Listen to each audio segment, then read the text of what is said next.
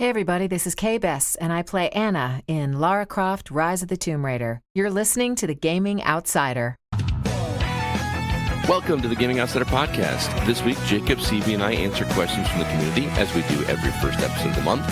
News is a bit light this week, but Jacob has a lot to say about the full release of Monster Hunter Wilds, and Alyssa stops by to talk about a game she played called Him, the Smile in Bloom, and Rel tells us about his early access to a game called Yasha, Legends of the Demon Blade. This is the Gaming Outsider.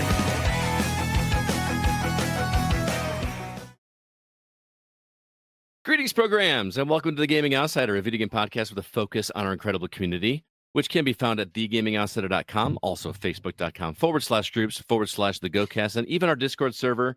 You can hop over there. There's a link in the show notes of this very episode, and we'd love it if you joined. If this is your first time coming to the Gaming Outsider, we are so happy you're here. It is Tuesday, March 4th. I'm your host, Scott Clark, and joining me are my good friends. First off, Mr. Jacob Gunderson. What's up? Hi, how you doing? I'm good. And Chris Behrensmeyer. I'm wearing pants. Thank goodness. It's just the three of us this time around. Alyssa is feeling under the weather, and Zach is still recovering from his move. He told me that his apartment is not on the first floor, and the day that he moved, the elevator broke, so he had to carry everything down however many flights of stairs by hand. And it's when you open the window crazy. and just start pushing it out. Yeah, right. So it's good. It's been a good week, though. I'm lying. It's been a really crappy week, but I'm not going to get into that. I want to talk. I love you. I love you too, man. I'm really excited to be here because I love video games, and I can't. You got a haircut. I actually got them all cut, but thank you for noticing. I told terrible dad jokes. Walked right into that one, didn't you? Yeah, really. I do it to my students all the time, and they don't get it. I go, "You got a haircut." Actually, I got them all cut, and they just go, "What? What?" Yeah, dealing with eighth graders, guys, it's awesome. Really brings out the gray in your eyes. Shut up! Shut up! All right, The lack of eyebrows. we got some games that we've been catching up on to kick off the show. Jacob, let's start with you. What have you been playing, man? I have been playing the Division 2 with my wife. What? I love the Division 2. So good. It's kind of a go-to for ours. We had it on the PlayStations originally, and we got so far into the game and it just turned into a grindy mess. And we tried some of the new stuff they've had, and it just wasn't hitting us off. And for whatever reason, my wife has this obsession with just going, "Hey, let's restart games." And so it was on sale on Steam, and so we bought it for the computers. What are you doing? So, I feel like I gotta clarify, because when you say we played it on the PlayStations, plural, you sound all like of them. He duct taped them all together. You sound like an Sorry. old fart that doesn't understand how the internet works. It goes through a series of tubes. But for everybody, I don't want people to think you're an idiot. Like, he has a PlayStation, his wife has a PlayStation. They literally play right next to each other, each on their own screens. It's like living the dream. I have 3 PlayStations hooked up in my bedroom. I have my one PlayStation 3, I have a PlayStation 4, I got a PS5, and then Mindy has her PS5 and 4. Now, is the Division 2 cross-platform? No. Man, I would love to play Division 2. That was one of the first games that I played hardcore with our community when we first, first started doing. We got to bring back community night again. That's too much fun. But man, we played that hot and heavy for quite a while. That game is so much fun. Yes, it is. Yeah, but yeah, we're just getting started in it again, and we're not even to the world tier parts of the game yet. So we're just trying to get our footing in the world and level up and finish off that kind of stuff. But yeah, it was on sale, so we picked it up and started it over. It's kind of a mess, but what was it on sale for? How much? It's like $5. Song and a prayer. Wow, really? Yeah, not a lot. That game is so good. Chris, we played that together, didn't we? Oh yeah, me, Joel, and I'm gonna hurt somebody's feelings right now because I can't remember, but I know we had a full squad consistently. Yeah, the Division 2 is on sale right now for $8. That's awesome. Yeah, we wrecked house in that for a while. Dude, it's such a satisfying looter shooter. Like, it was just really good. It's one stuck like Borderlands. Yeah. No. The end game kind of sucks, but I mean, once you start getting towards like I can't find better gear. You're like trying to squeak out like a 1% of something. I love how like Jacob's way to describe that a game sucks is that he can't play it for 900 hours and still find enjoyment with it because he's played it so much. But what was a game that you said? Diablo, or no, not Diablo. There's another game that you're like, oh, Skyrim. No, I can't remember what game it was. It's always like I can't play this for thousands of hours and still play it. Me and my wife both have 700 plus hours in the Division 2. Wow. Not together, separately. That's incredible. And like, do you play exclusively with each other, or? Yeah. That is the bedroom. Adorable. In the bedroom. Oh, what's your loadout look like? One is definitely a basher. Speaking of bedroom, CB, what have you been playing? Speaking of I was playing a game called Hole Theory. Yeah, that's what I was going for. Yeah, no, I saw what you were stepping in there. What is Hole? He got his finger on the button.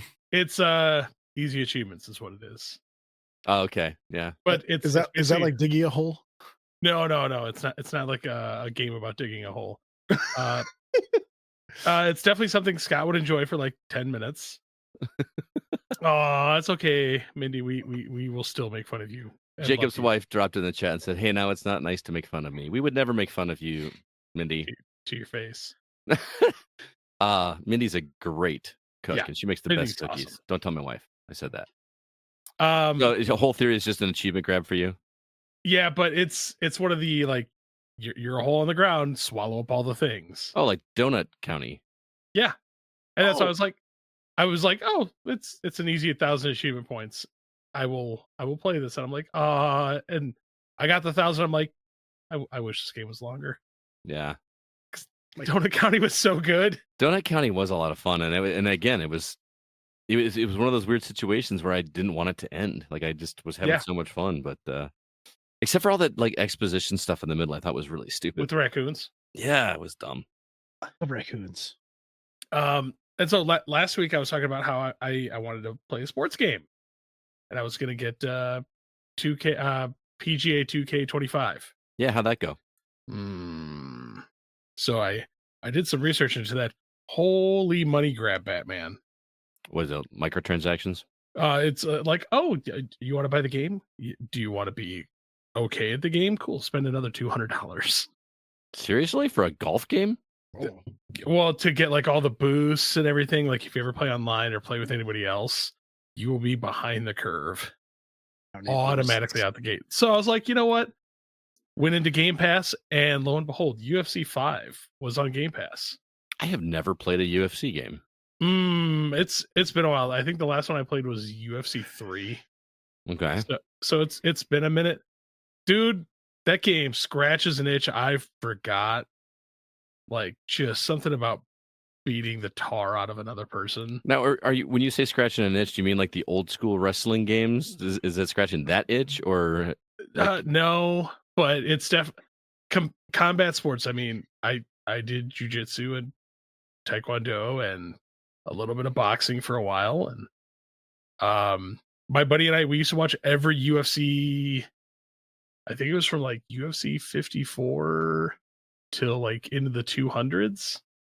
Wait, like, there were that many UFC games? Oh no! Like the actual fights. Oh, I was like, holy cow! We watched like two events every month because it used to be the fight night and then the actual pay-per-view event. We did that for years. I've never watched.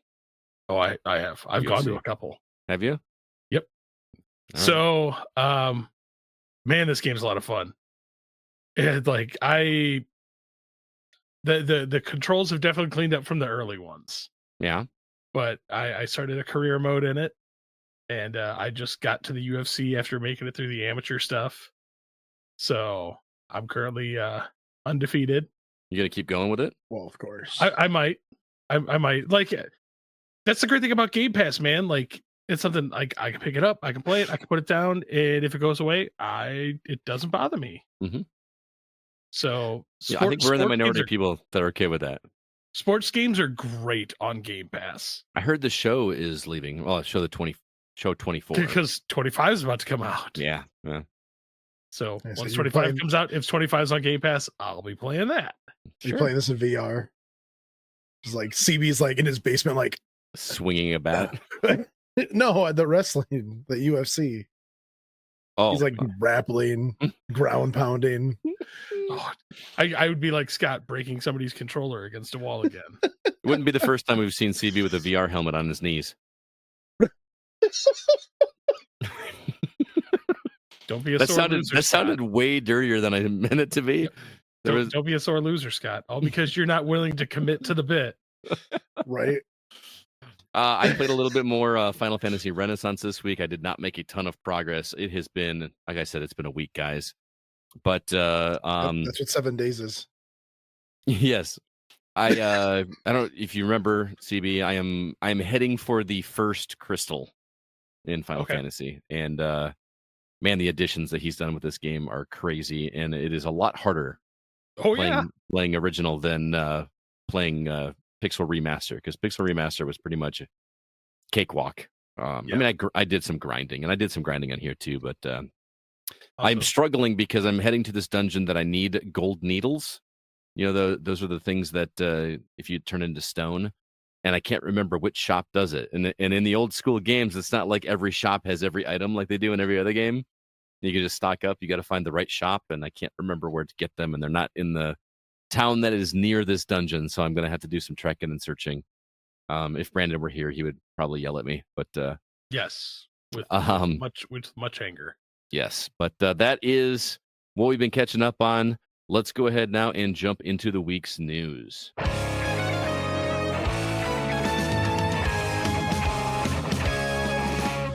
It is pretty much a light week in news this week. We got a couple things to talk about, but our news editors, to be Mark, Paul, and Sean, have been working like crazy posting stuff on our website. If you guys get a chance, go to thegamingoutsider.com.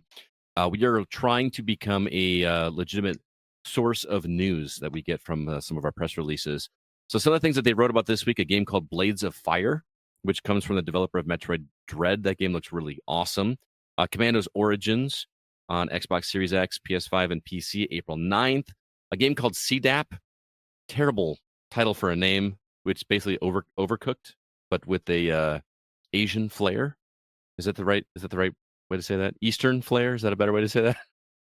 I don't know what's offensive. Asian flair's fine. Okay, I'm worried.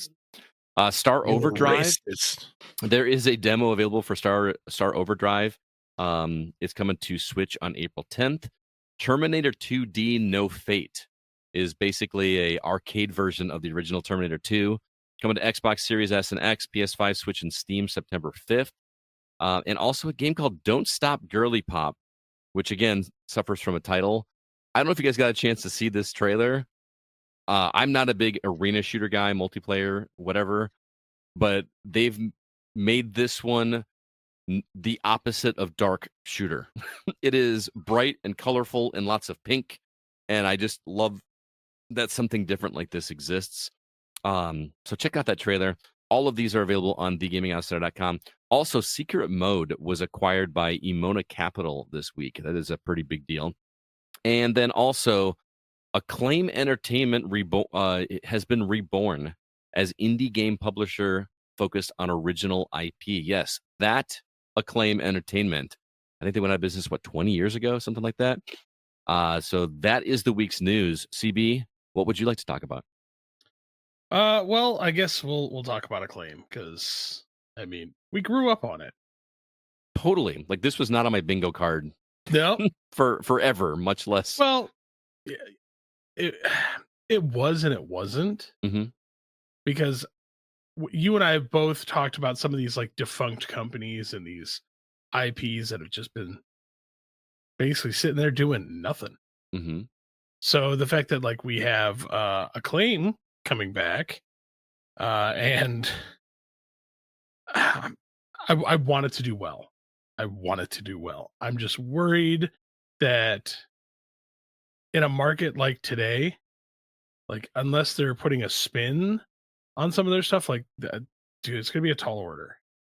Well, I mean, I hear Acclaim and my mind immediately goes to NBA Jam, which we love the NBA Jam games. We love NFL Blitz, right? But in the world that we're in today, licensing is a huge factor. So like, is there hope for another NBA Jam or even like a port of the original? Like there's a port that you can play on Xbox 360. Yeah. Still, to my knowledge, you can still play that. Well, they did that kind of like refresh of it too. Mm-hmm. So, and I guess with some of these older games that have been defunct and not doing for a while, you could probably pick up the rights to them for like next to nothing. Because you get the companies like, oh, like Frogger. I don't want to do anything with Frogger. Do you want to do something with Frogger? Do you want to see anything with Frogger? Maybe a VR version of it. Where you are the frog, like actually jumping? Oh my god. And I got hit by a bus. What about you, Jake? What do you think about this this news? I have no idea, but I'm glad there's a company out there. I mean, I'm sure there's lots of companies out there that help the little guys out there, but it seems like their main focus is going to be original IPs from independent developers, and they're offering funding and marketing and inside information and all that kind of stuff. And it just sounds like it's going to be really good for the little guys to step up and get some actual help getting some of these unheard of games out the door. Like what? Like what games would you like to see? Oh, dude, I have a new Duke Nukem. There are so many. Yeah, I'm gonna have to get back to you on that. There's so many little indie games. Like I'd love to see Project Zomboid get like a huge like alpha release. Well, I remember Mortal Kombat was Acclaim originally, right? But nothing's gonna happen with that because NetherRealms owns that. NetherRealms does their own thing with that. That's basically their entire brand. I was talking about like independent developers and whatever getting their games out the door, not any of the old IPs that they were worked on. My first Acclaim title that I think I ever played was Turok.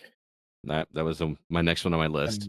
And that was I still have the iguana on the symbol. Mommy, he runs away because he's getting axes and arrows thrown at him and stuff. Oh, I love that one. But that is available on current stuff, by the way. I played it recently on Xbox, and that game holds I have it on Steam.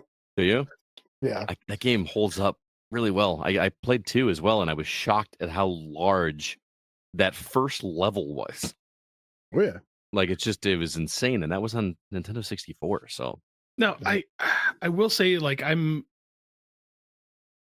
really kind of hope they do so. Like the last time we had like a big name brand from our childhood who resurrected from nowhere was in television. What happened? Well, Tommy Tallarico took all of our money and disappeared into the wind. I was going to say Amico, but I couldn't remember if that was actually that was the Amico, but he bought it up. John left us a little message there, but I'm kind of optimistic by this. Okay, so Sean Acclaim made that crappy South Park game on N64. Is basically a South Park game running on a Turok 2 engine. I remember that one. Was it the snowball fight one? Well, there was 3 South Park games. Like a tower defense. There was Chef's Love Shack, South Park 64, and the Rally one. What about Alien Trilogy from the original PlayStation? Did you play those? Being an alien aficionado that you are? They're good. Are they? Like a Saturn though. So, but honestly, I would love to see Acclaim do something a little different, because you have 2 decades worth of like industry veterans here. I would like to see them become something more than just a game developer. I would essentially like to see them as a developer mentor program. Okay. Or like a gamer college, like a game developer college kind of thing. Well, to be clear, I went to one of those. To be clear, these are industry veterans, yes, but they're not necessarily the same industry veterans. No, I know. Okay.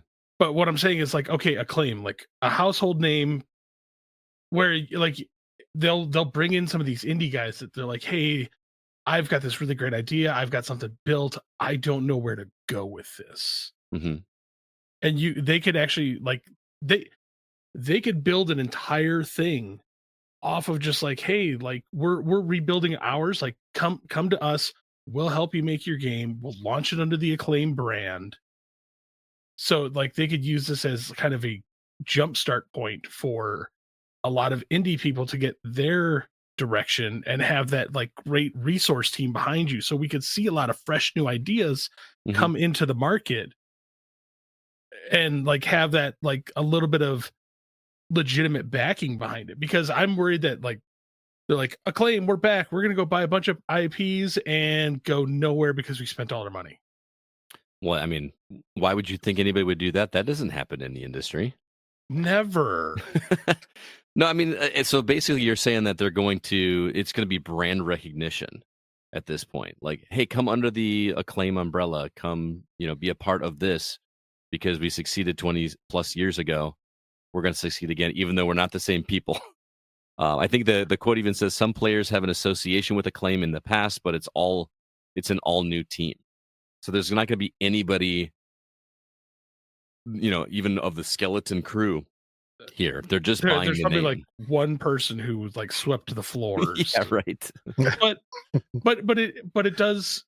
I've been waiting for that because I know I'm hoping there becomes that like rally around focal point for like indie people to kind of like, I can go to them, I can get some help, we can get the game pushed. Yeah. And for a company like Acclaim that, again, like you said, is essentially a brand new thing, they just happen to have the name, right? It'd be a really cool and unique idea for them to do something like that. Mm-hmm. Be a publisher slash trainer a development house. Development house. That's a good way to say it. And yeah, like as much as I would love to see some of these old franchises revitalized, I mentioned NBA Jam. I mean, it says right here that they're going to it's to support indie developers and new original IP. So it doesn't even say anything about bringing back anything. So, that's all pipe dream for us or things that we'd probably like, but it's probably not going to go that way. And, there's nothing wrong with that. There's plenty of ways we can play NBA Jam. Yeah. So, Jake, what about you? What story you want to talk about? You want to talk about the Cheeto Charizard? I mean, I put a joke news piece up there about a Cheeto Charizard. I skipped over it on purpose. But we're going to talk about it. Originally back, I mean, if you saw pictures of the Cheeto, it kind of does look exactly like Charizard. It's funny. I can't believe we're actually talking about this story. Well, because we're talking about it because it's absurd. Because Nintendo's going to come in and sue it. But, so it was listed at an auction house for $275 on February 11th, and when it finally closed on March 1st, it was at $72,000 and finally closed at $87,840. So oh my god, I just looked at the picture of it. That is insane. Yeah, it's nuts. And they're Cheetozard. So yeah, Jake Paul probably bought it. He's gonna seal it in acrylic, and then he's gonna get it graded, and then he'll wear it on a chain. Put an iPad tag on it and bury it somewhere in the Somalian desert. Welcome to the Gaming Outsider, where we only talk about the hard-hitting news in the video game industry. I told you it was a light week, so we were like, we're gonna find something funny to talk about for once. Wasn't there like an episode of Glee where he found a piece of toast that like looked like it had Jesus' face burnt into it? And oh my god, I don't know. My wife is rewatching Glee right now. I'll tell you when I find it. I made it about 2 seasons. Just skip the final season. Yeah, it was a great show, but after Corey Monteith, like, all right, can we move on, or do you got more you want to talk about? Cheeto Charizard. I want to talk about Glee. No, we're good. I just thought it was outrageous that a Cheeto. I mean, but this is the world we live in. You find something that you like, and people build it up, and then now it's I mean, it's gaming adjacent. I mean, Charizard. Flaming hot Cheeto. Seriously, if you're hearing this, go look up the image. Cheetozard. Like it looks like it was not an accident. It looks like it was fashioned. Like, there's no way a Cheeto actually looked like that. And now people are going to be looking through their Cheetos, desperately looking for anything that resembles anything else. Grilled cheese. This looks like Gandalf's staff. That's what it was from Glee, was the grilled cheeses. Grilled cheeses. Yes. Thank you, Mindy. Okay. Back to games. Did you guys get a chance to take a look at this Terminator 2D? Dude, I want to play this so bad. Oh my God. This looks like the licensed Terminator Arcade 2 game that we deserved back in the 90s, man. This game looks great. Okay, the best way to explain it is it looks like one of those ramped up, like really nice arcade units. Where like you go to the arcade to play that game. Yeah. Not like the home port version on the Super Nintendo. Right. This looks like you're playing it in an arcade. And like the images that they have for like the quote cutscenes where it's like heavily pixelated, but it really looks like the characters. And like, it's just, oh man, it looks so good. And it's a bummer we're going to wait till September 5th, but I am all about that. Can we bring back licensed movie tie-ins for video games? Like, I know Terminator 2 came out a long time ago, but I would love to see one, they're bad. I mean, just do this kind of stuff, though. You know what I mean? Want a like remake of Total Recall, like the movie or the game. Okay, hang on. Which Total Recall? Total Recall with Arnold, or the very, very bad one with Colin Farrell? There's the NES title, Total Recall. It's based off of the Arnold. The one that makes me wish I had 3 hands. Yeah. Oh, jeez. I will say, like, the moment I see that, like, I saw the Terminator 2, like, instantly I heard the Judgment Day thing playing in my that do. Dude, that theme song is so good.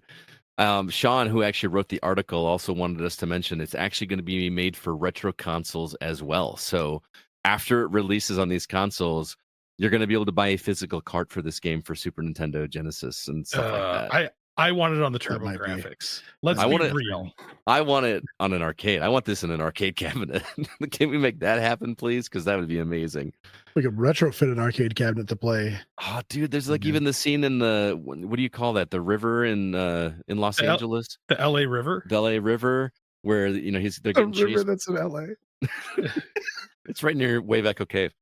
It's also where Johnny Knoxville broke his ankle trying to jump the L.A. River.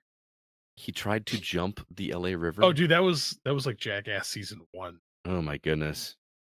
Anyway, that is definitely going to be played by me. I think by all of us. Also, remember, Scott, if there's ever a volcano in LA, you can divert all the lava through drop a building. Is that what they did? They dynamite a building to block it off, and all the lava just goes in there and goes. Which movie was that? Was that Dante's Volcano? That was Volcano with Tommy Lee Jones. It's really easy to get those two mixed up because those movies came out like not. One happens in the woods, the other one happens in a city. Yeah, but they both came out within like 3 or 4 months of each other, did they not? Yeah, but one also had Hamilton in it. Armageddon and Deep Impact also came out the same year. Matrix and the 13th floor. Yes. On a jet plane. 13th Floor is such an underrated movie. I feel like that movie got overshadowed by how awesome the Matrix was, but that movie is great. So yeah. Guys, go check out the trailer for Terminator 2D No Fate. Is there 2-player on that? Is that? I mean, wouldn't be very fun to be John Connor. One of you is going to play the Terminator. The other one's going to play John Connor. I know, right? I don't know. It just looks like a game that's going to have a spot for you to drop a quarter and join, but that's not going to make. It'd be more fun but if I could be the T-1000. Oh, there you go. Have one person driving the semi. I'm gonna kill you. I want to play that game. All right. Well, that's the news. Like I said, things are a little. We should also mention as of today, the news is official that Tony Hawk 3 and 4 is coming. We kind of assumed that based on the date and based on some leaks coming out of other countries. But the really cool news is that it's going to be on Game Pass on day 1. So there you go. I'm not a big Tony Hawk fan. I'm terrible at those games. The music is worth it alone. I can't hear that Superman song without thinking of Tony Hawk, and I've never even played it except for the hour or so I played it when it re-released. So, yeah. Yeah, I got out of my car and I was bumping that one day, and Scott was like, "Hey, Tony Hawk." And that's exactly where I got it from too. It's stuck in my head ever since I've been a kid.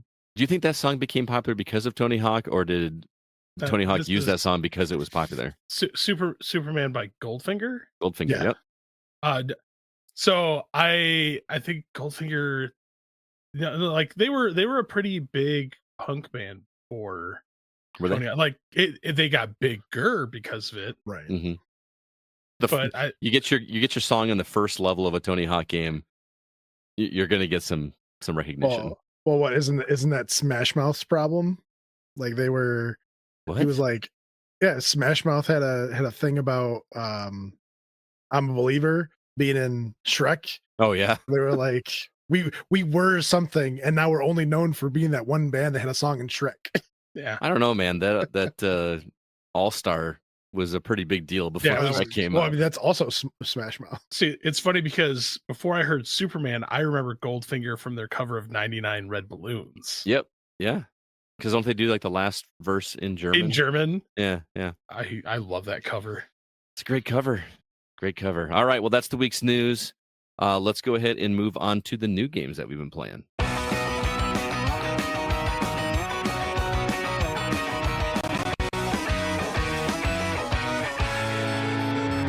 Before we get into Monster Hunter, which I know Jake is dying to talk about, got some new games up and coming that you can purchase in the coming week. First off, Sugar Dew Island coming to Xbox Series S and X, PS5, Switch, and PC March 7th. Also, Beyond the Ice Palace 2, same platforms, March 11th. Rise of the Ronin is getting a PC port on March 11th. Centum, C-E-N-T-U-M, coming to Xbox, PlayStation, Switch, and PC March 11th. Fate Reawakened, Xbox, PlayStation, Switch, and PC, March 11th. Metal Bringer, PS5 and PC, March 12th. Game called Macho, coming to Xbox Series S and X, PS5, and PC, March 13th. Dungeons of Hinterberg is getting a PS5 port from the Xbox and PC on March 13th.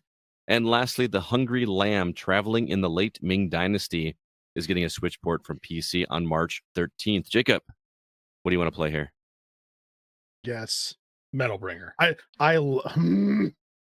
love to make Scott guess on these because anytime he guesses something, I usually choose something. Well, I don't choose, but my choice is something completely different. But no, Metal Bringer looks awesome. Dude, Metal Bringer looks rad. Dude, man. That animation looks sick.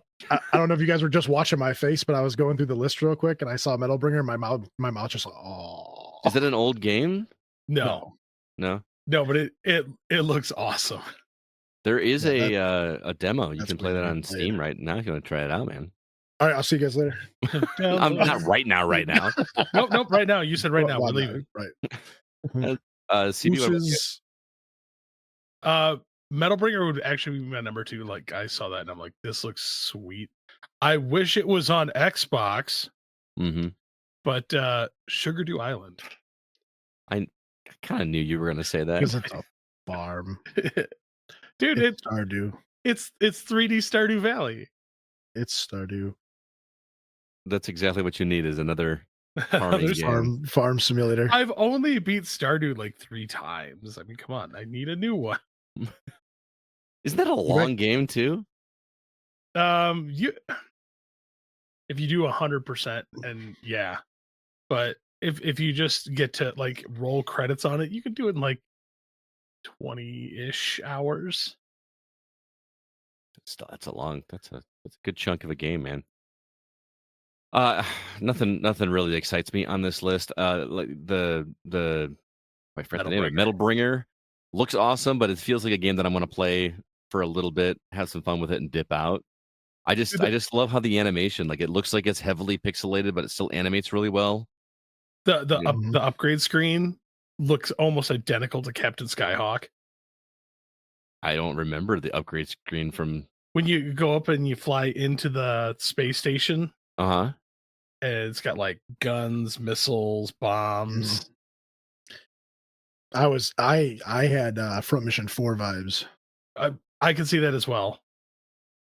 It looks pretty cool. So that game's gonna need to be played. I'm probably gonna download the demo as soon as we get done. Oh yeah. Oh yeah. So you'll play that on PC over PS5? Or will you? Yeah. Okay. Okay, Jacob. say my PC might be actually able to play Metal Bringer, unlike Monster Hunter Wilds. Uh-oh. I thought you just got you just upgraded to a new computer, fancy, upgraded, still having troubles? No, that's after he kicked it over. No. The computers I was looking at were kind of expensive. Also, the upgrades that I was looking at were kind of expensive to play this game regularly. Well, some of our people have said that it runs great on the PS5, so I got it for the PS5. And let me tell you, I'm having a blast playing Monster Hunter Wilds. There's a lot of sitting moments where I'm just kind of waiting for things to happen.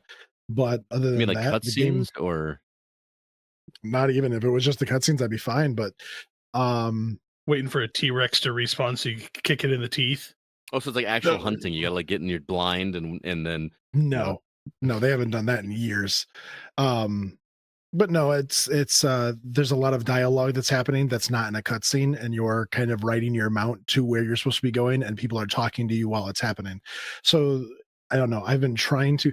I feel myself fighting with this game because I want to know what the story is actually about, but the story is happening while other things are happening. So you're either listening to people talking or you're looking around the environment trying to collect items off of Mountback.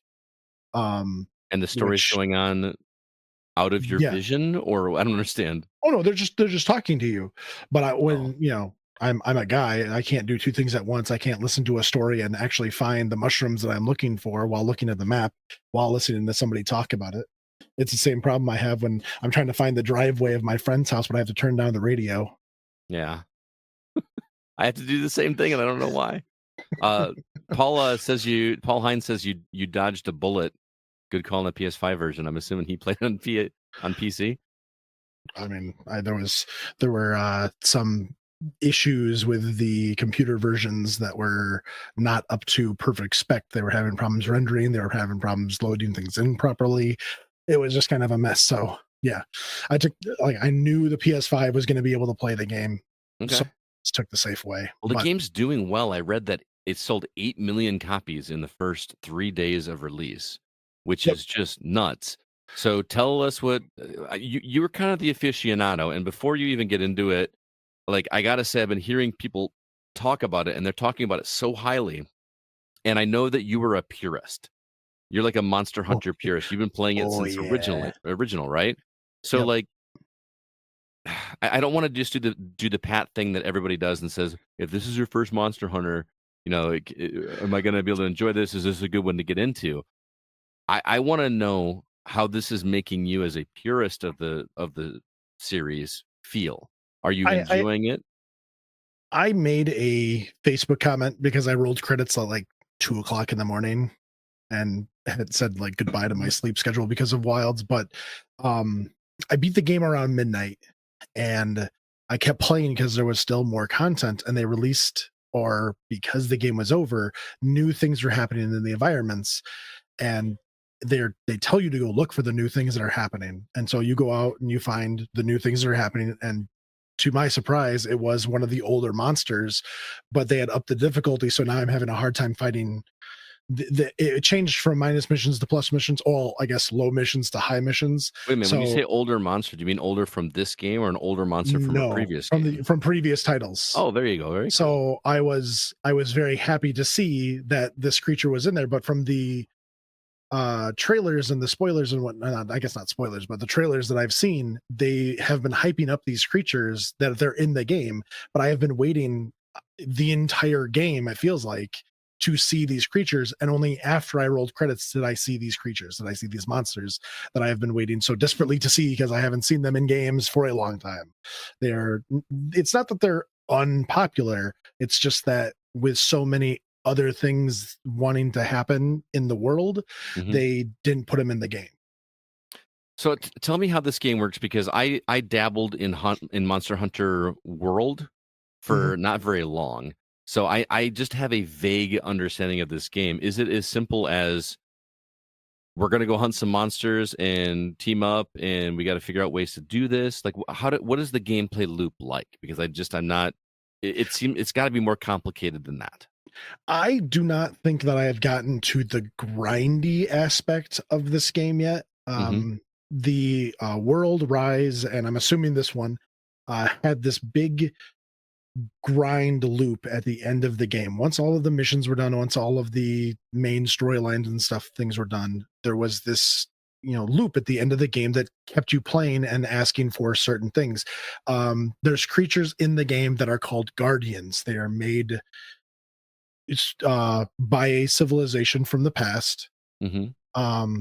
And then when you kill them, you get just generic items, and I'm assuming that these generic items are going to be used in the loop to upgrade your weapons, your armor, all that kind of stuff. Like Paragon levels? No. In certain ways, people who have played maybe old Monster Hunter knows because you add abilities to armor, or you increase weapon damage a little bit here, a little bit there, just certain things that you have to do but you have to go out in the world and find specific materials to unlock these abilities to add a little bit of damage here and a little bit of damage there, or a little bit more defense or a new skill or something. And so it turns into this, well, I have to go do 300 quests to get certain items so I can do these final upgrades to my armor now that I'm not really hunting anything new. Mm-hmm. And so I'm hoping they have that, because that is will make me happy to be able to have this loop that goes back and hunt old monsters and all that nonsense. And I mean, it's a beautiful landscape. The maps feel smaller. I don't know if they actually are. It's very hard because there's very little, or at least I have done very little exploring, because I've been trying to get through this game as fast as possible. But it is once you're on your mount, you can press the up button to automatically go to the creature that you're going to hunt, or to your objective, or whatever it is you're doing right then and there. And so I'm trying to take advantage of the ability that they give you to collect items off of your mount. And so you use what is basically your clutch claw, and you're grabbing things distance away while automatically going to the creature that you're going to fight. Now, as a purist, I say you should go actually have to find this creature and hunt and do whatever. But I mean, most of the hunts in this game or so far up to the credits, is you going out into the wilderness, you're trying to complete some objective, and then a monster gets dropped in your lap, and the quest starts, and you hunt the thing that's right in front of you, and then the story continues. And so there hasn't been a lot of make sure you go out in the world, you got to find out what its habitat is. I remember in World you had to actually collect claw marks and fur and mucus and stuff in the wild to know where things were in the world. And if you didn't hunt them for a really long time, you had to redo those things so you know where it was. And in this game, everything is kind of placed out for you. Once you're going out on a mission to hunt something, your mount just takes you directly to them, and it kind of takes that aspect out of the game. But so there is a hunt to it. Like it's not just go to waypoint and do it. You actually have to do some things to be able to find the monster. Well, that was in World. In this one, not so much. Oh, okay. It's more streamlined. It's more streamlined. I would say it's easier. And actually, they do a lot of things in this game to make certain things really easy for you. But and again, that's the purist in me talking. But no, I'm having a lot of fun with this game, and I'm really actually looking forward to going and playing it tonight. Awesome. Now, I don't want you to give away what it is, because the game just came out. But I kind of slipped up a little bit. I had a little slip earlier when I was describing. Maybe people missed it. Hopefully. Well, hopefully they did. But there was something that happened at the end of the story. You were telling me when we were hanging out yesterday that happened towards the end in terms of the story that you didn't like, and I thought sounded awesome. I thought it was really cool. Yeah. Can you dance around that? Literally dance. So my slip was saying that these monsters were made, and so we kind of bred by these people for certain activities. And so I'll just leave it at that. Okay. But that's basically what these weird creatures you'll find in the game are once you get to these certain points. But the thing that happens, you said, just doesn't feel like Monster Hunter? It does not feel like Monster Hunter at all. Okay. It feels like it almost feels like it could be oh crap. Horizon Zero Dawn. Yeah, where they're robotic creatures and whatnot, and just it's really far out there, especially for a Monster Hunter game, and it kind of it threw me for a loop, and I was not exactly into it, but I mean, there's been in all the previous Monster Hunters, there's been something, a sickness and illness, something that drives monsters crazy, and it makes these weird, crazy monsters that you have to fight towards the end of the game or during the story or whatnot. But I mean, it's going to be that type of thing. Okay. So you're playing on PS5. It's also available on PC and Xbox Series S and X. Developed and published by Capcom. This is a full price title, $69.99. Mm-hmm. Yep. Which is becoming the norm for some of these bigger games. Are you recommending purists play it? Are you recommending newbies jump in with this? I can probably give it to newbies as well. It's there are so many little nuance changes with this title that if you started playing and went backwards, you'd be like, well, where is this? Why can't I do this? It was so cool in Wilds. Why am I not allowed to do it here? Okay. And I mean, I'm not going to go into it because I've tried a lot of different weapons and stuff, and just the amount of stuff that they have slightly changed to make things react or act differently is so much fun to find, that I hope a lot of people actually try this. Because as a veteran, it's been a lot of fun seeing how the weapons are evolving, I guess. So you want more people to come to the fold, basically, is what you're saying. I have wanted more people to play Monster Hunter for like 2 decades now, and now we're finally getting millions of people to play Monster Hunter, and I still want more people to play. So awesome. Yeah. That is Monster Hunter Wilds. Everybody's playing it. It's gonna say, hey, go ahead and try it, but it feels like everybody already is playing it. So all right, well, before we move on to our topic, I got a couple more reviews to share with you guys. Alyssa stopped by, as did Rel, and we're going to play this for you right now. Greetings, listeners. My name is James Gunnison. I am your host for this interview. Today we have Alyssa with us. She is reviewing Him, The Smile and Bloom. Alyssa, what can you tell us about this game? Well, it is a visual novel, and I already can picture people running away. But it is a delightful visual novel about... Well, it centers around a flower shop, and it's about 4 romances that all take place with these coworkers from this flower shop. Okay. Do you play as all 4, or is it a singular perspective?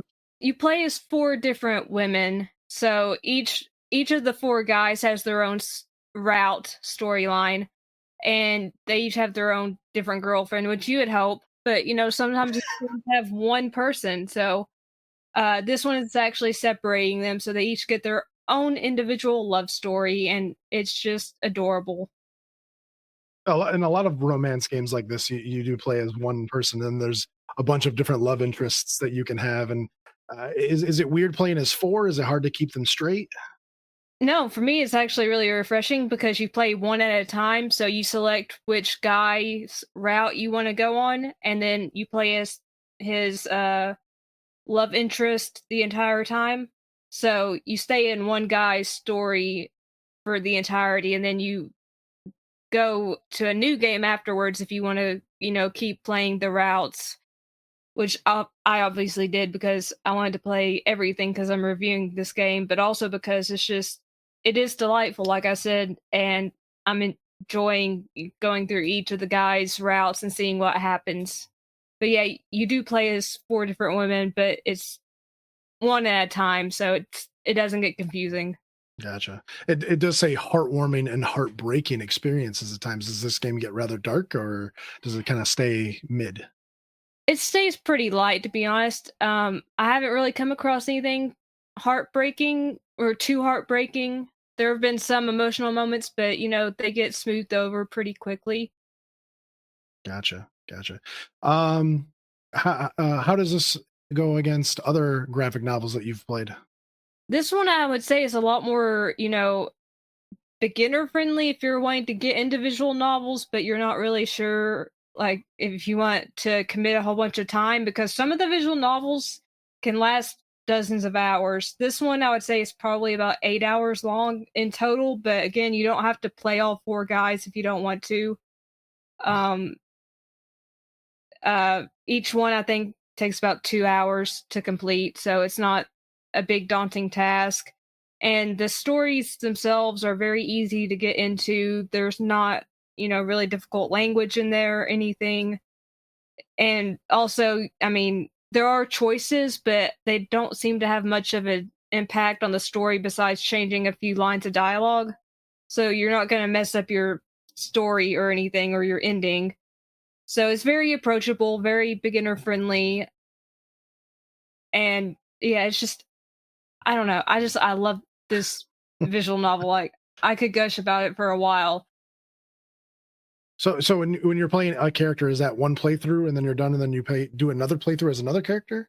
Yes. Okay. I was just wondering if there was any, like, your choices as one character affect choices of another character. No, they That's don't a affect little at all. unfortunate, but it is centered around the four characters all working in a flower shop. You kind of would hope that there'd be more character interaction as the story progressed, but yeah, you don't see any ties between the different characters during your playthroughs. They each just have their own individual storyline, and then you go on to the next one.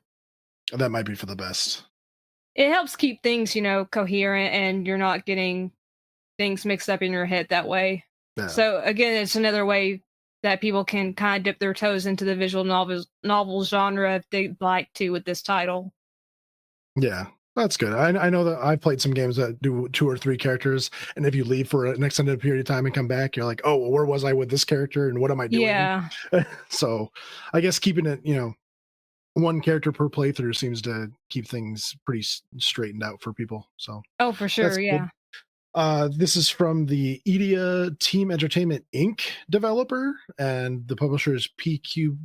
P-Cube. Yeah. Yeah. So how you feeling about it? You recommending it?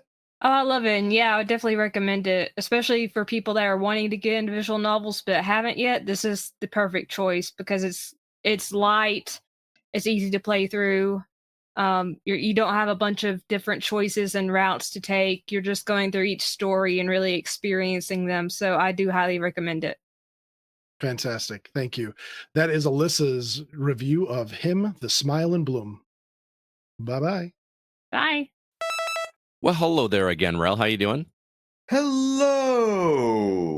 Good to see you, man. I am excited to talk about this game, even though you only got to play a little bit of it.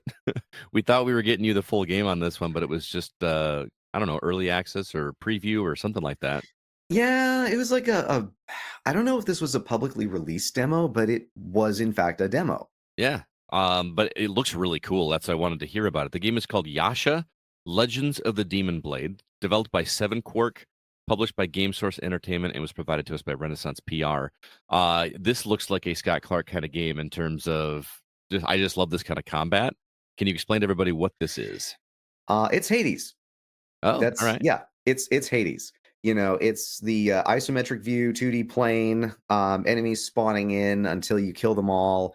Your character has, regular attacks, heavy attacks, dash. Certain characters have special attacks. But yeah, it's Hades. Mm-hmm. I love the art style too. It's got a very Japanese flavor to it. Is there an interesting story, or did it go into that at all? It's got 3 stories. The basic premise behind all 3 characters is that there is an Okami that has recently emerged into the world, and whoever controls the Okami between the humans, the divine, and the demons will end up gaining a lot of power, basically. Okay. And so you have 3 different characters whose names I forget. I'm sorry. You have the cover art lady, the one with the black hair and the sword, Demon Girl, and Tiger Man. Mm-hmm. Those are their names now. They all have different fighting styles. So, main character girl has, the sword. She has regular attack, heavy attack, dash. demon girl.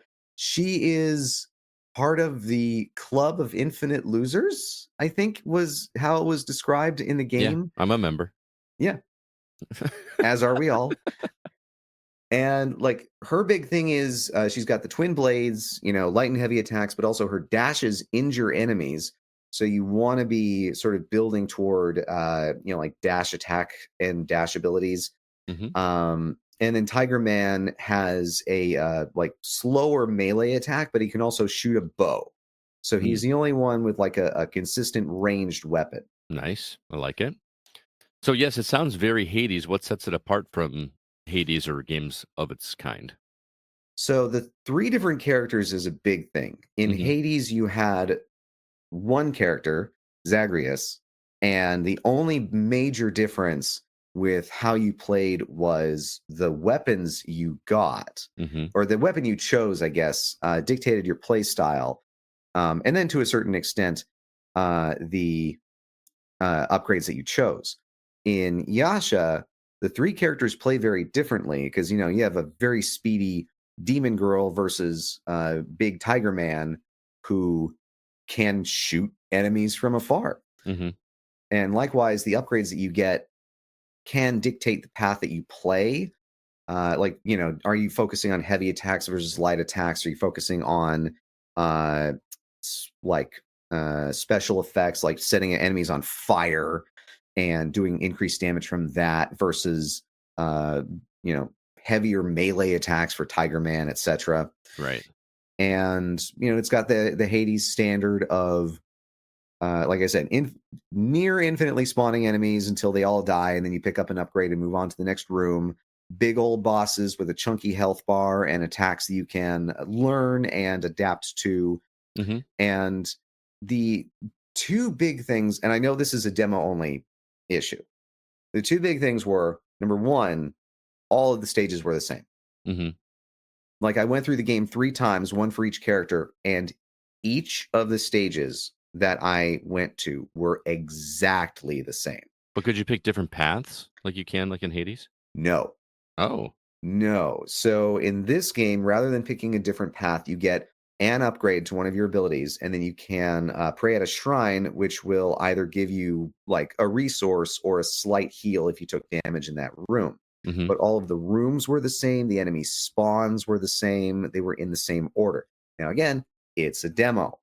I understand if they intend to implement similar roguelike mechanics as Hades, and they just haven't done that yet.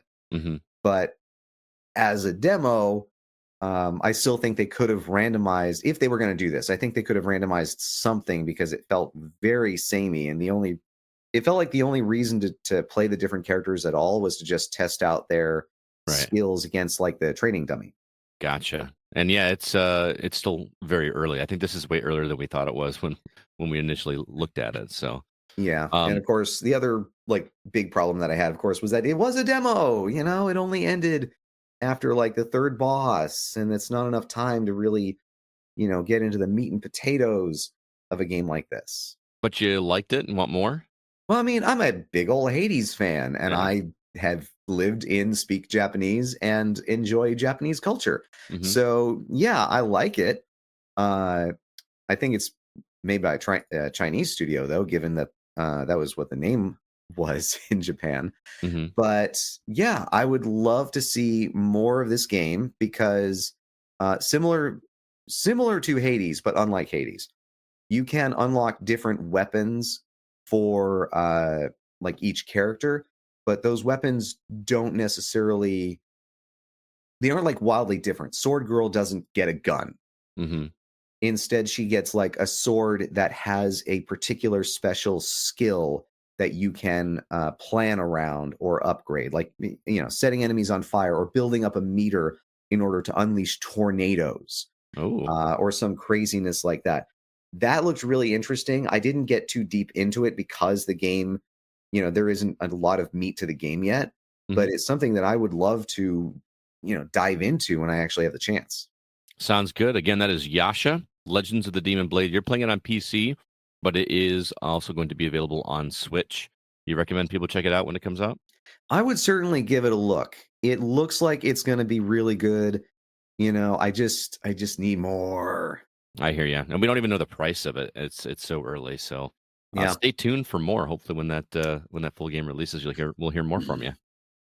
I will certainly would like to come back and talk about it some more once I've actually made some progress and maybe beat the game. Who knows? Sure. Sounds good. Well, Ralph, thanks again for stopping by. As always, it's awesome to chat with you. We'll see you next time. All right. Later. Thank you to Alyssa and Ralph. Do appreciate it. Real quick, want to remind everybody about facebook.com/groups/the GoCast if you'd like to join our community over there. Also, Discord, we've got a server. There's a link for it in the show notes. Please join it. Also, drop us a review on Apple Podcasts or wherever you listen to the show. You guys are our only source of marketing. Please spread the word if you like what you're seeing here. If you're watching it on YouTube, tell a friend. If you're listening on a podcast, tell a friend about us. We would love to get more people listening. Lastly, our website is thegamingoutsider.com. There you can find all of our written content as well as all of the news articles that we've been fervishly putting out. For instance, you can see Alyssa's review of Lost Records, Bloom and Rage, Mark's review of Moons of Darsalon, and also Mark's review of the Glover remake, which is a game I've never played before. Glover. I never played it, so I suppose I should remedy that. With that, let's go ahead now and jump into our From the Outside In topic.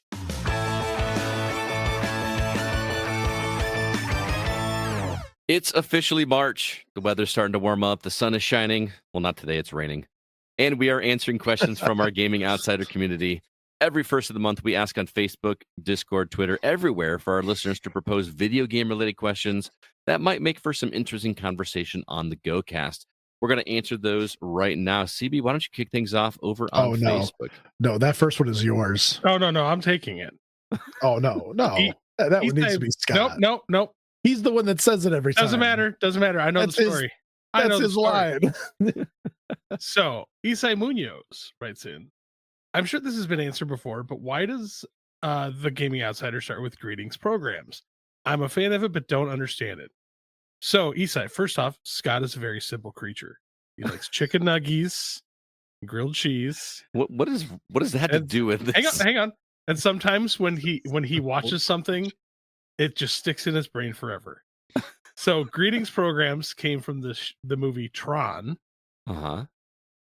And again, Scott's a simple creature, so it just got stuck in there and it never left. You're such a good storyteller. I need you to tell every story. Well, so in the movie Tron, when you go into the computer world, programs are personified in human form.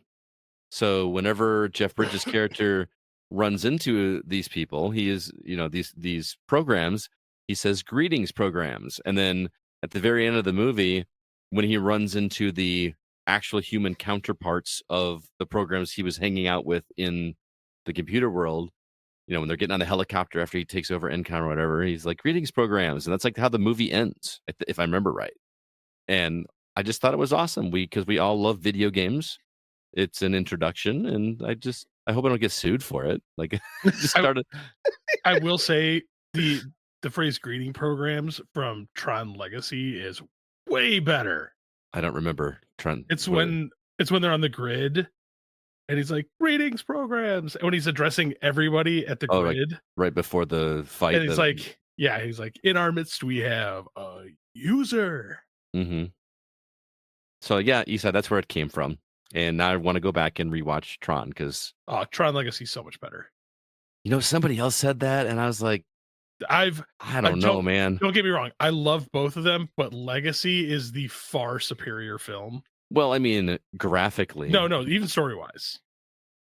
Dude, that was so good. It's good, but within the last month, I've rewatched both of them. Legacy is the superior film. I am horrendously nervous for Tron Ares. That's going to have Jared Leto in it, isn't it? I know. I just saw a very early Jared Leto film yesterday with Alicia Silverstone. Really?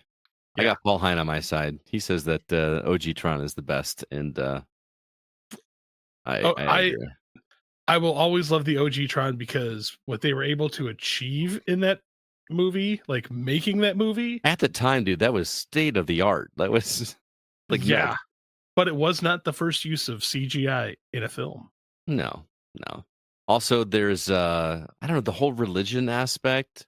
Like the people that like worship the users were considered religious freaks, and I just love that whole angle that they took. That's why I like the second one more. Is like when they think that the users have abandoned them and are evil. That's how I'm like, it's just a great continuation of the story. It's time for a rewatch, I think. Trust me, watch them back. Watch them back to back. I'm willing to bet you will agree that Legacy is the superior film. I'll report back, but I highly doubt I will. Oh, also, I watched the second one, Legacy, in theaters in 3D, and it was really cool because they did the Wizard of Oz thing, where the movie is not in 3D until they go into the digital world, and I just thought that was rad. Like, when's the last time like I thought there was something wrong with the movie? I'm like, isn't this supposed to be in 3D? And then suddenly it was. It really made the 3D cooler. Like it made it, a bigger deal. I thought that was pretty cool. So, put up Paul Hines' comment because I want to address that real quick because I just learned this the other day. Okay. He says that was Wrath of Khan Genesis sequence, first use of CGI in a film. Paul, believe it or not, you would be wrong. The first actual use of CGI in a film was 1958's Vertigo. We've lost Jacob. Yeah, that's crazy. I literally just learned this listening to another podcast the other day. But there's the sequence where they go in on the eye and there's something moving in the eye. It was their first attempt to use a computer to generate an image inside a movie. Oh, okay, interesting. Next comment, Jacob. Jakob. Kevin Honigberg writes, you've been asked to speak at a world conference regarding positivity in the realm of video games. However, you can only speak about one single aspect. What angle are you taking? No cheating, Chris. There's only cheating. Only one. Only one, Chris. Only one topic, Chris. What angle are you taking if you want to talk about positivity? Cheating. Cheating. The positivity of cheating. I feel good. I don't care what you feel like. So I would open with cheating, the ability to find problem solving in games. Oh my whether goodness. Through conventional or unconventional. That's cheating. I said through conventional or unconventional means. Okay, so the Kobayashi Maru is not cheating. If I'm running a marathon and I get on a bike and do 90% of the marathon and hop off the bike and run the rest of the way, was it specifically stated in the marathon's rules that you couldn't do it? Unconventionally, I found a way around it, and I should be praised and be given a medal. That's not how this game works. Have before. No, actually, I would actually. That was the Tour de France. I had to throw that in there for Kevin. If I was to choose something, it would actually be. There was only one topic. You chose cheating, so I try to save your argument. It would be it would be casual community. That was going to be mine, jerk. I can't say community. I have to say casual community because honestly, if you just say community, some of the most toxic things happen in gaming, especially in the pro space. But casual community is legitimately one of the greatest things in gaming because it allows people from all walks of life to come together. Yeah. That was going to be my answer as well. Jake, what about you? Your mind. I know. Cheating. Whoa. I would argue the creativity aspect. I think the idea that this industry brings so many different art forms to light, from coding, from graphic design to writing to character design, all of this stuff all under one roof to make something that is just phenomenal that people enjoy. And I think that should be the key point in just about everyone's argument. Because I remember I think it was early 2000s, they went before the grand jury and argued that video games was entertainment, but it is an art form.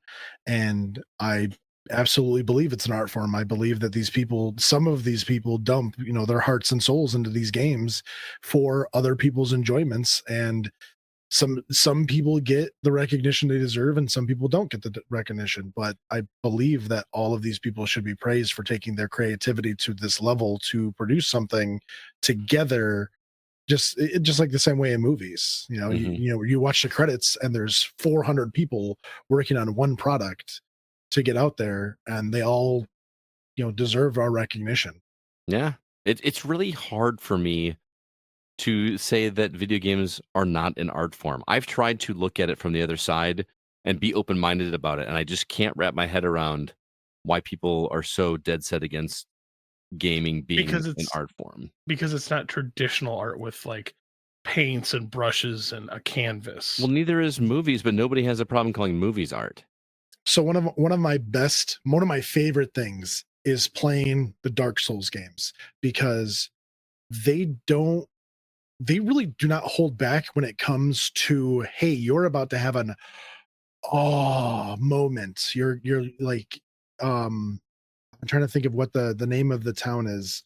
It just lost on me, but I remember it's a snow covered area, but you come out of this cave and it's like the Taj Mahal. You come out of this really small cave to this opening, and you're looking over the town, and there's a moon in the background, and there's a perfect lighting, and it's a beautiful scenic shot, and you would not expect to have those kind of scenic shots in a Souls game. But Dark Souls took it there, and they constantly take it there with everything they do. There's always these elaborate level placements that they do to make sure that you have this wide scope to see all of the beauty that's actually in their games. Probably same could be said for all From games, right? Like that's kind of their thing. Maybe. I haven't noticed. I don't know. I just yeah, I haven't noticed it in other games, but definitely the Dark Souls games. There's always this moment where like you come across something awesome and you're kind of struck by it for a second. Mm-hmm. I love it. I will add, you said community, you said casual community, and Jacob said creativity. I will add a positive outlet. There's a lot of things going on in the world. It's very easy to get down with just how horrible people can be. And to me, gaming is a good outlet of that energy. Instead of doing something stupid or reacting to somebody else in a negative way, I just go take it out on the game, knock out some pinball, or pop off some headshots or something. And it's a good outlet for that energy, and it's a fun hobby. I mean, you look at like the early days of my marriage, I was going to the bar, 3 nights a week or something, and to me, sitting on my couch playing a game is way healthier than being away from home, being away from my wife. Even though my wife doesn't play games with me, at least I'm here. As long as it's not over 3 hours. Yeah, exactly.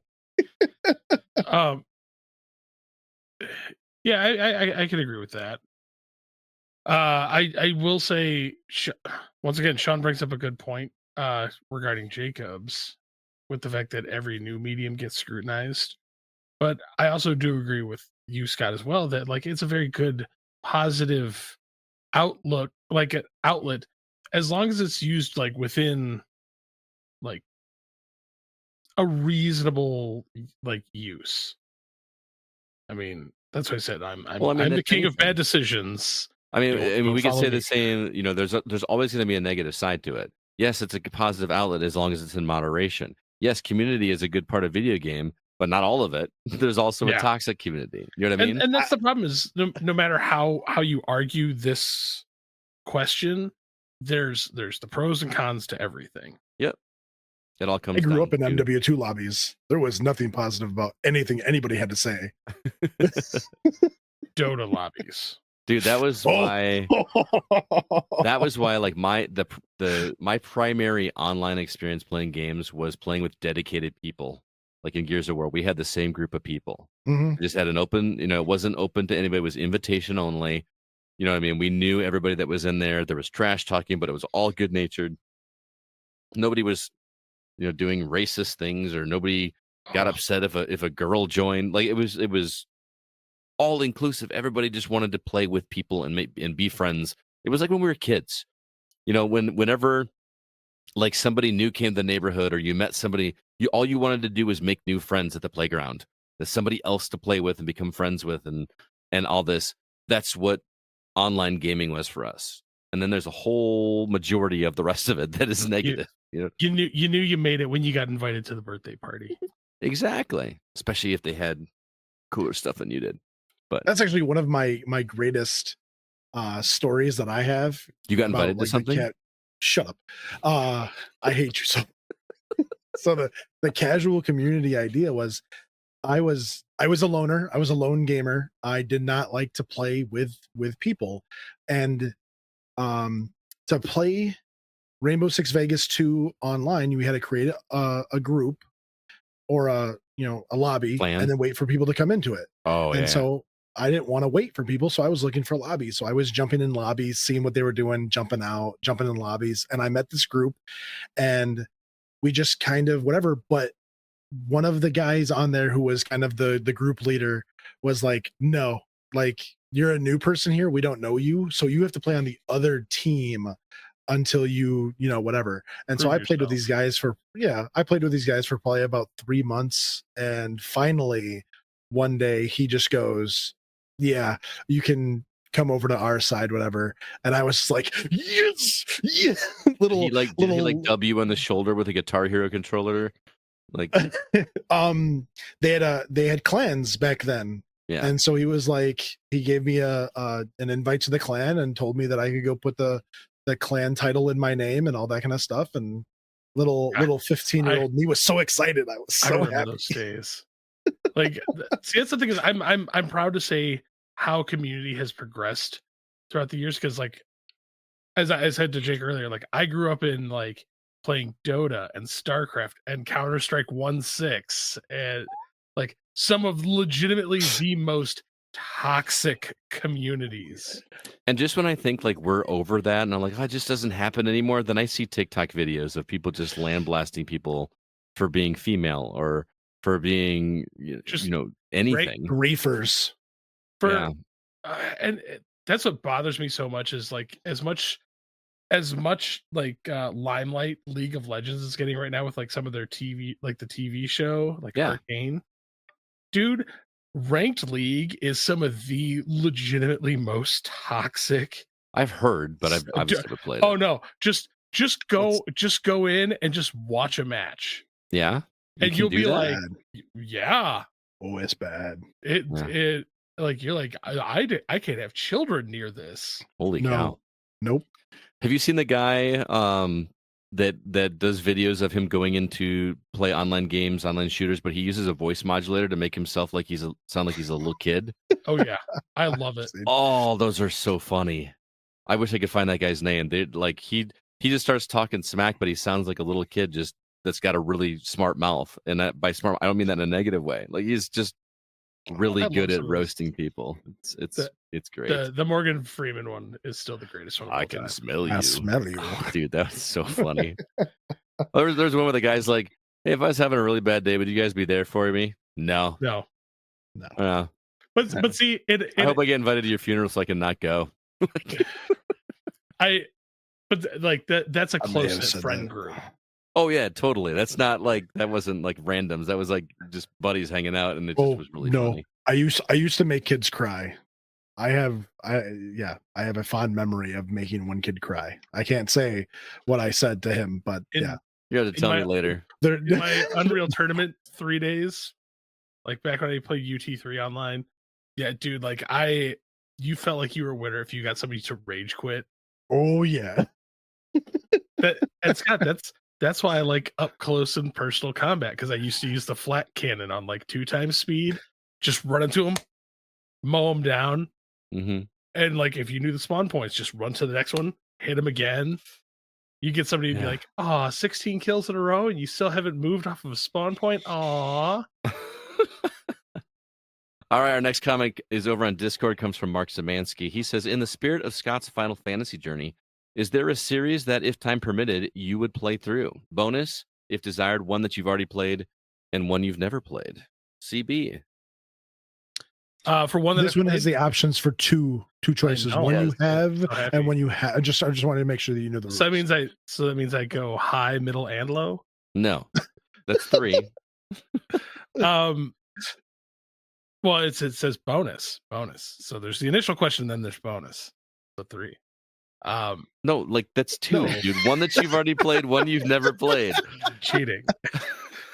One that I played, Wolfenstein. I will play the Wolfenstein series over and over and over. Okay, so that's your one that you have played. That's played. I got the impression this is one that you hadn't played, but you finally did. Wolfenstein. Well, it says maybe one that you have played because you want to take the time to go back and play. Because here's the thing. So somebody else may be looking for a series.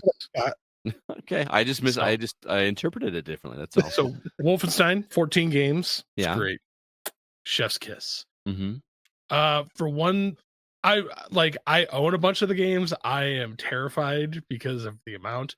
But the Megami Tensei series. Are those the dirty ones? No, that's a JRPG. The dirty ones. What am I thinking of? Seger and Kagura. What? Senran Kagura. That's what I was confusing. I was gonna say we can't say that word. I've played those. Not all of them. I played the pinball one. Felt kind of dirty doing it.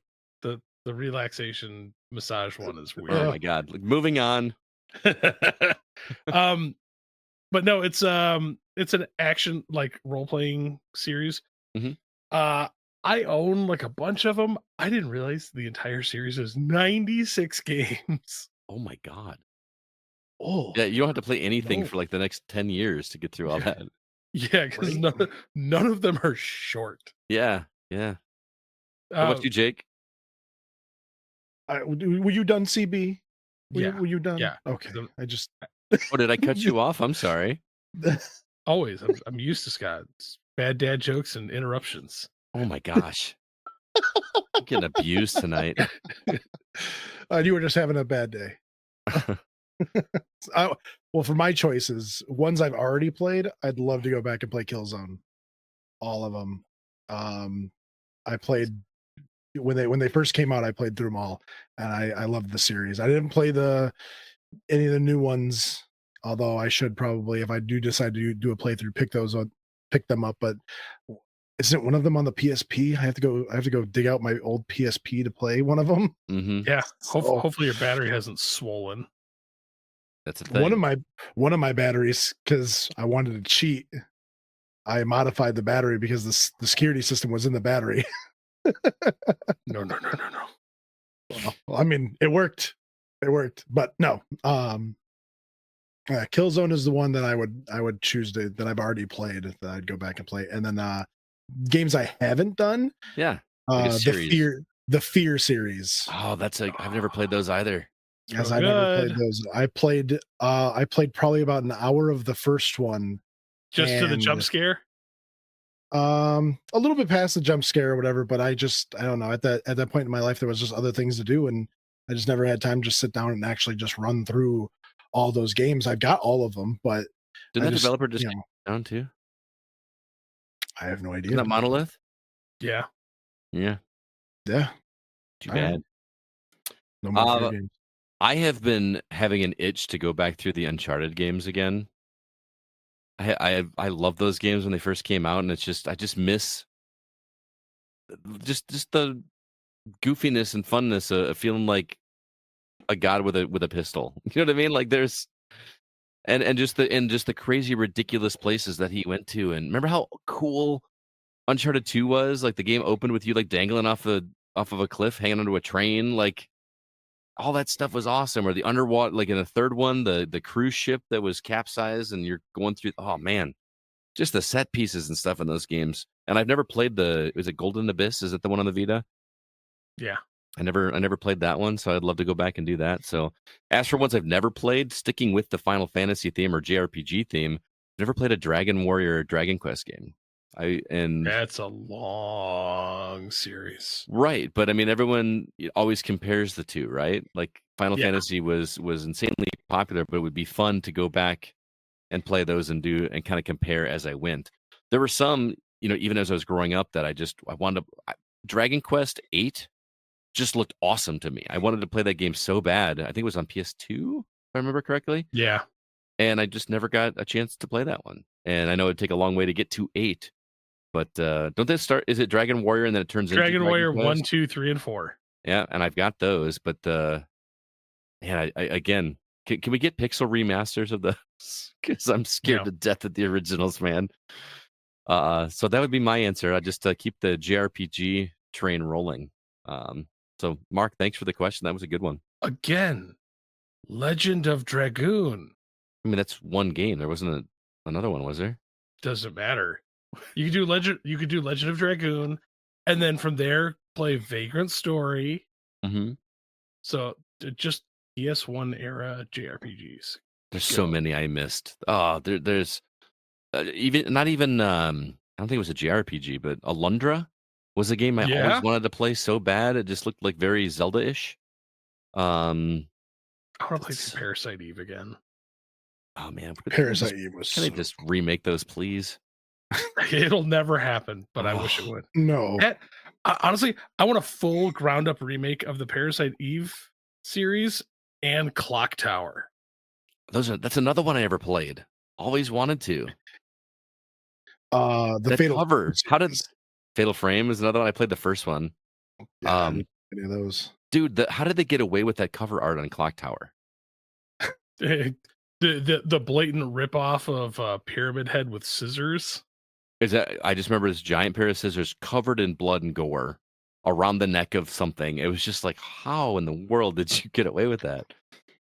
Because it was drawn and not a picture. Yeah, is that what it is? Or like remember the Borderlands one where the dude has like a handgun that's not his hand pointed, but there's no blood, it's just an image. It's like an image, but it's an explosion of something behind him that's got people. It is depicting suicide.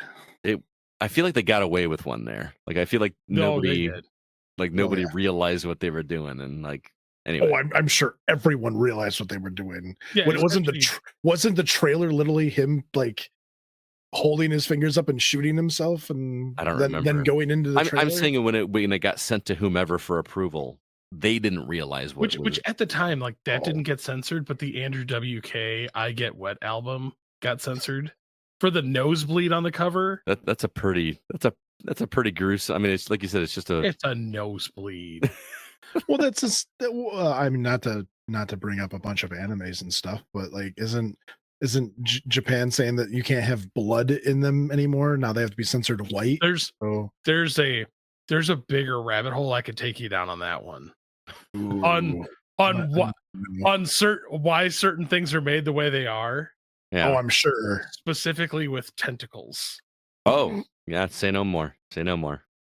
Moving on. CB, you want to take the next comment?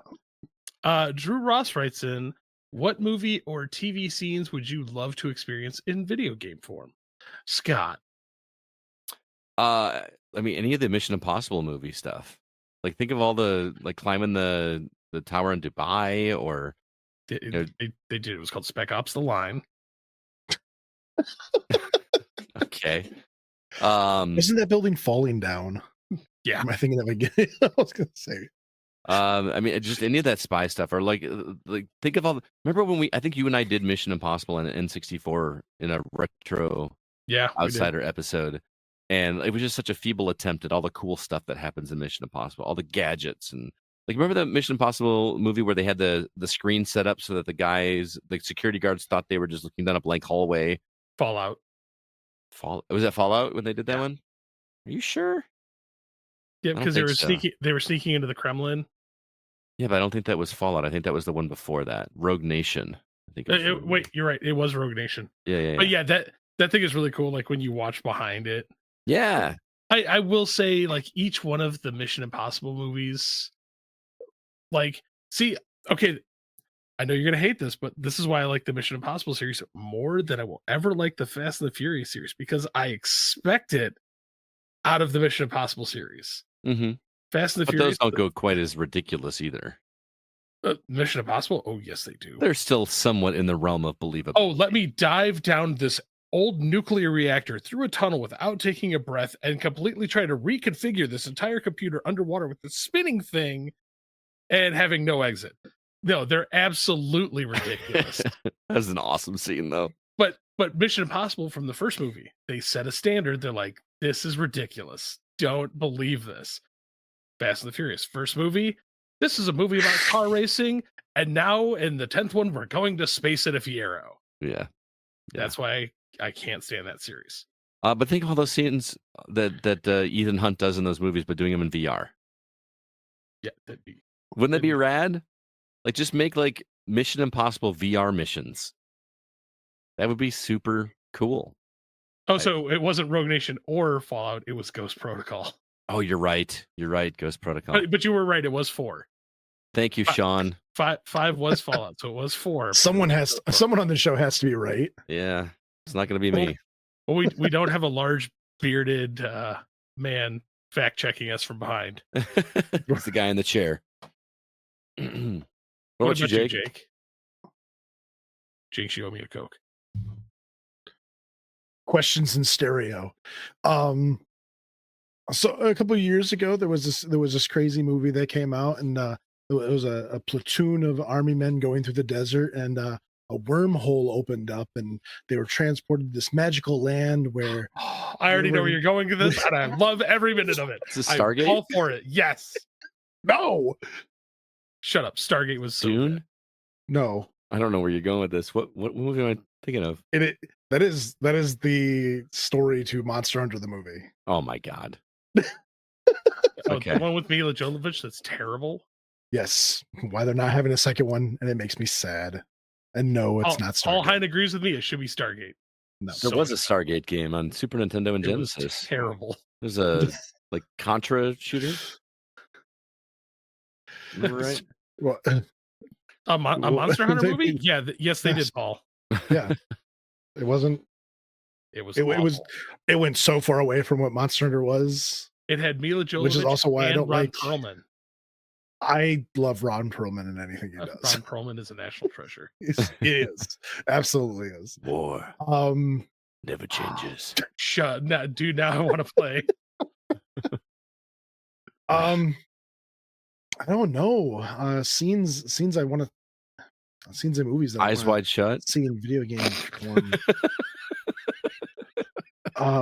That scene. That scene. I was gonna crack some joke about like talking to a woman, but I'm already married and everyone knows that. Do you want us to come back to you let's see? Sure. Oh, dude, I have a list. Oh my god. Okay. Oh, good. I'm glad because I don't know. There's so many things that I've seen that I just don't know which one. Total Recall, 3 hands. Speed. How would that game be? Or what scene? You're talking about the bus jumping scene? The whole movie. Is Sharknado on your list at all? No, but that would be awesome. Yeah, Speed would definitely. How would that be a game? What? I'm driving a bus and I can't let it go under 55. Well, it doesn't. It's an escape room. Yeah, you could do that, but playing out that or like anything. Yes, I think it would be a fun game to play because honestly, there are the younger generation that has never seen Speed. So, it's a great movie. It was fun. It's ridiculous. Keanu Reeves. Yeah. Pop quiz, hot shot. God, that movie was so good. I love that movie. Speed is on my list. The entire back half of Top Gun Maverick. Oh, okay. Especially the canyon run. That I love that movie. You mean Star Wars sequel? Star Wars Tom Cruise edition. I love that movie, but that was like, come on, that what was it they had to hit? It was whatever it was. It wasn't. It was too bigger than 2 meters. Yeah, like dude, that whole joke was so funny. It's an exhaust port no more than 2 meters wide. Like this is straight up Star Wars, isn't it? Yeah. That's the thing is like the Top Gun the game on NES was just about like the after training stuff. I want a Top Gun game where you're actually training. You know what I mean? Like you're doing with all the oh god, what's the one flight series that you and I have both played? Ace Combat. Ace Combat. With all the Ace Combat games, how there hasn't been a Top Gun like style Ace Combat blows my mind. Well, they put the Tomcat in one of them, didn't they? They put it in there, but I want the whole like going through the academy. Everyone with call signs and stuff. That'd be cool. Yes. I want a new submarine game, but like in the style of something like either Hunt for Red October or Crimson Tide. Okay. I think one of the better submarine games was Silent Service on the Nintendo. Do you remember that? But that's the thing is, we're talking about Silent Service, a game that is so old. That was like 40 years ago, right? Yeah. Like that game is archaic, and why there hasn't been a solid submarine game since then? Probably is on Steam. I've bought majority of the submarine games on Steam. There's like one. The majority? I have. Is there a list of submarine games somewhere? Just go to Steam and type in. Just go to Steam, type in submarine. Okay. There's a bunch of them, but most of them are trash. And as far as TV series, 24 would make a great TV series.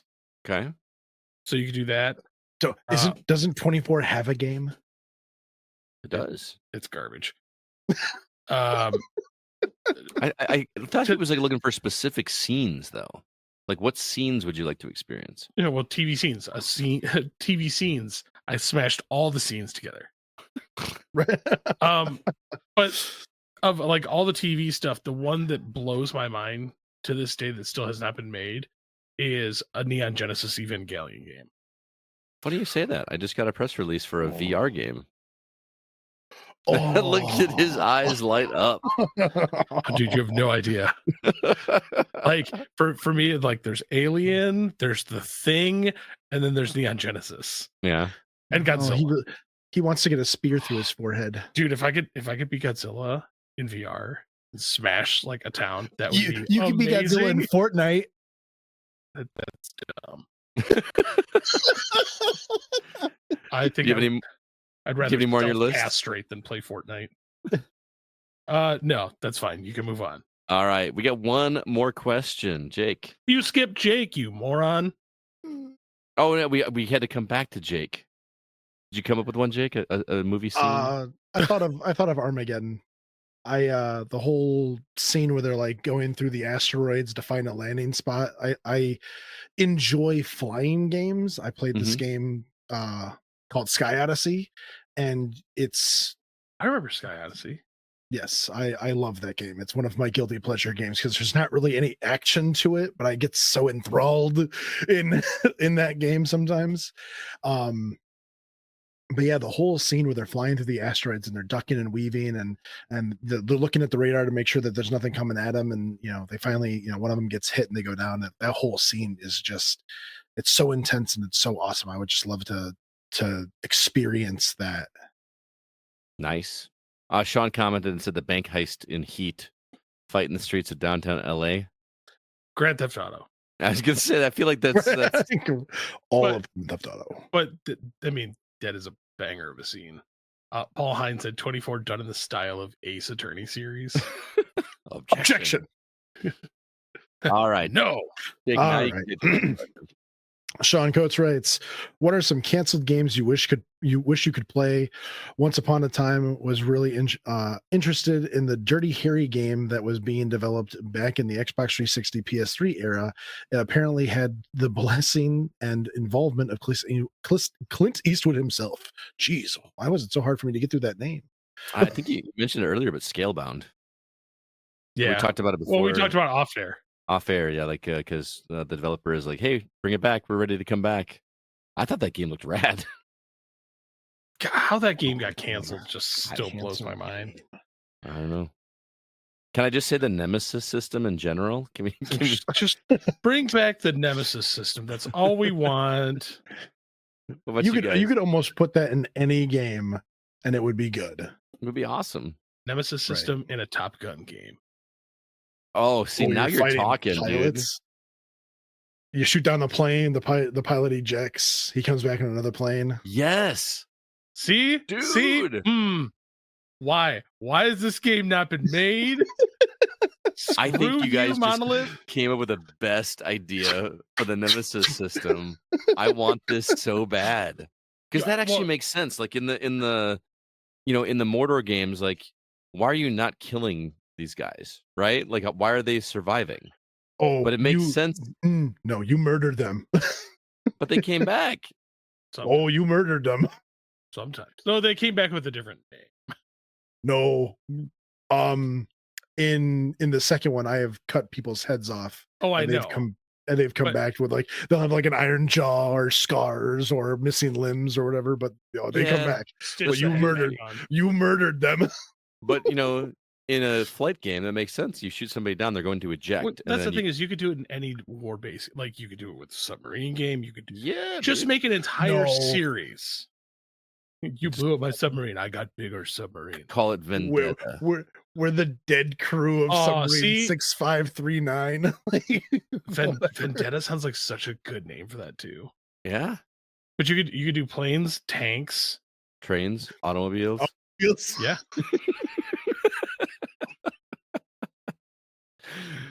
What about you guys?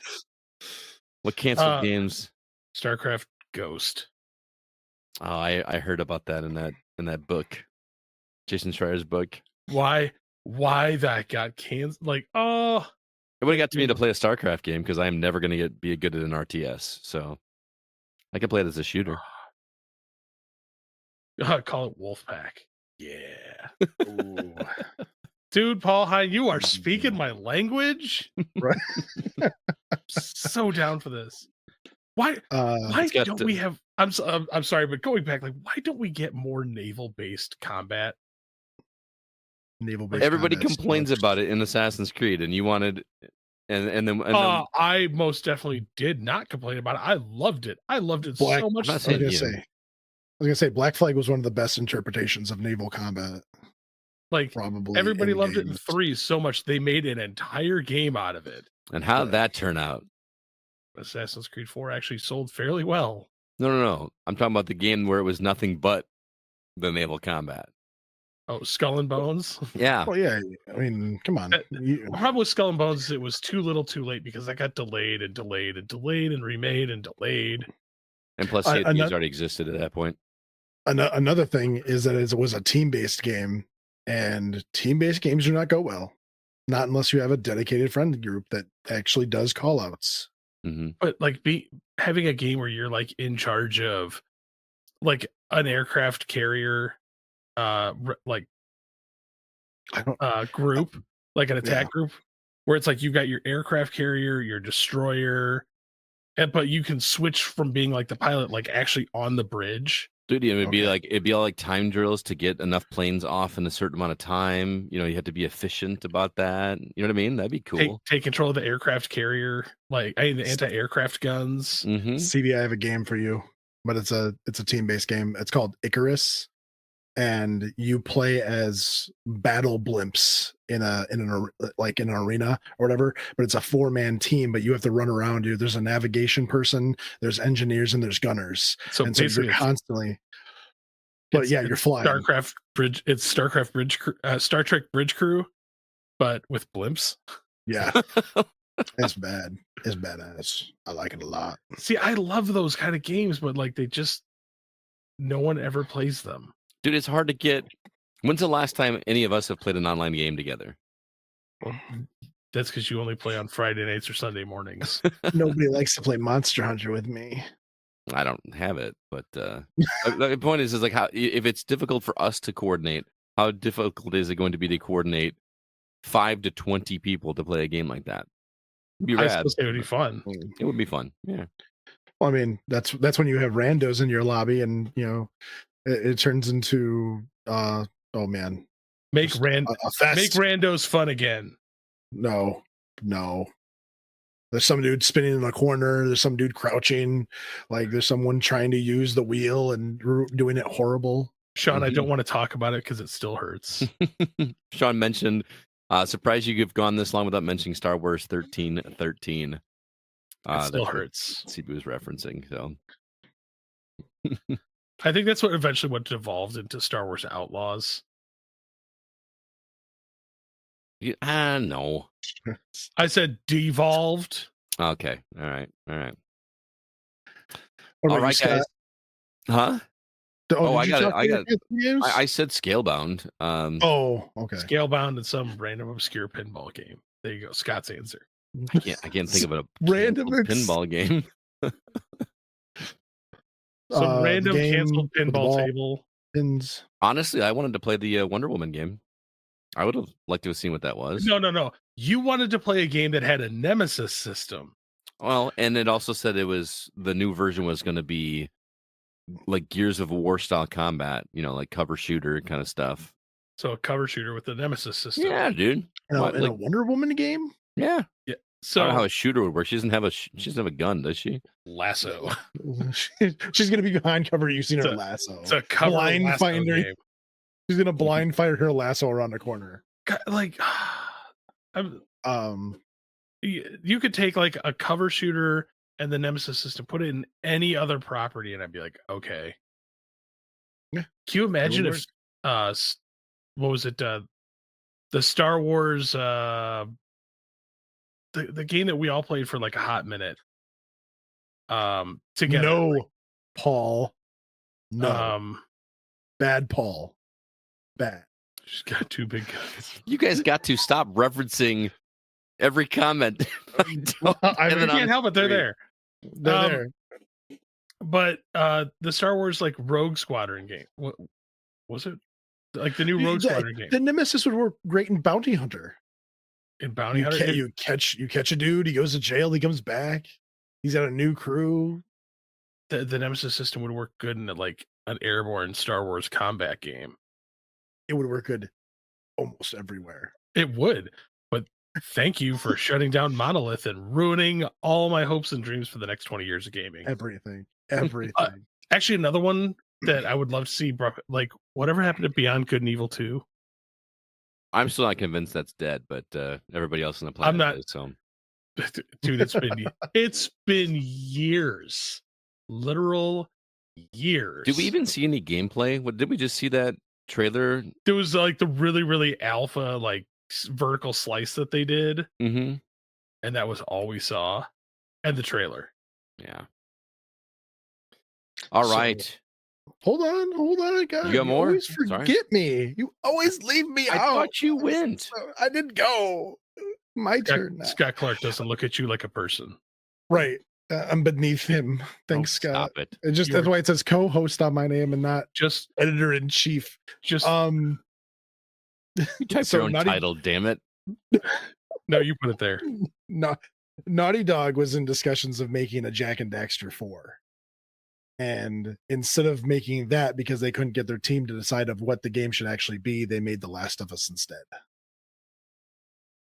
Yeah, but I feel The Last of Us was better than Jack and Daxter. No, that's another series that I should go back and play through. I love the Jack and Daxter series. I'm not saying it's a bad series, but I think they made the right choice on that one. Nah, nope. Yeah, it was Star Wars Squadrons. We're making a little kid's dream come true by making Jack and Daxter 4. Or making a new Sly Cooper. I've never played the Sly Cooper games or the Jack and Daxter games. Roared it, man. It says whiner, not wiener. Hey, I thought it said whiner. The mind sees what the mind sees, CB. My bad. I'm sorry. I'm so sorry. I feel really guilty. I never played Star Wars Squadrons enough. I really should go fire that game back up.